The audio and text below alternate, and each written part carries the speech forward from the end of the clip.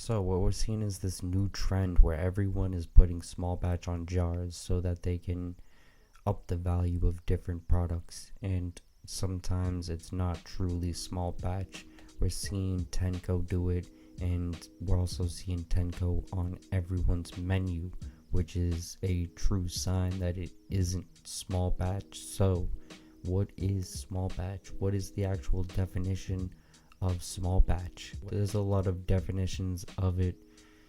Honestly, I'm not the proper person to put a true definition on it.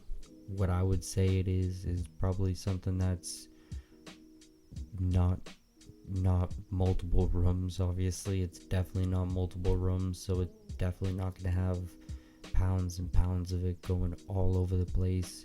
I don't think that's possible, but what I would say it is probably under 6 lights and just enough for one person to take care of, so that they can actually put enough time into each individual plant and do it really proper, where it's just enough to provide for themselves and their close friends, maybe a small group that's associated with their close friends as well, which is something that I truly think is small batch. What I think is the weird thing that is going on right now is we're seeing it getting labeled on all of these different jars, and none of this stuff is selling out. Like, it's everywhere.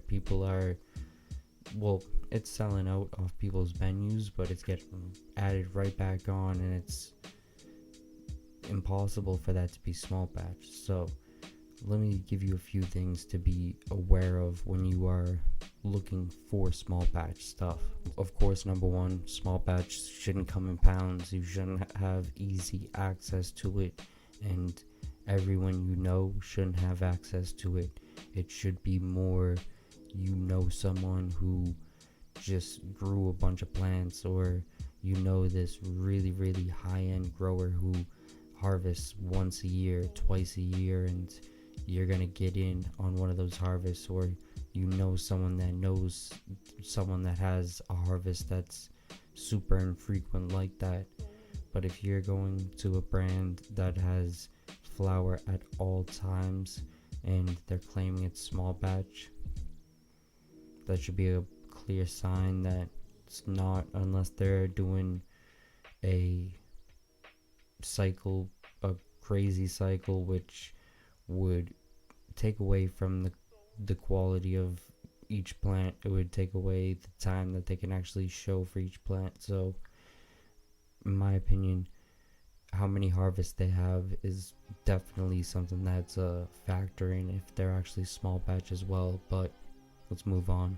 It definitely shouldn't be machine trimmed. It definitely should not be machine trimmed. If it's machine trimmed, then that's a good sign that it's not a small batch, because they clearly have too much on their hands to be able to even trim it without using a machine, which is just wild. If they have to use a machine, then that's a clear sign that they have too much on their hands.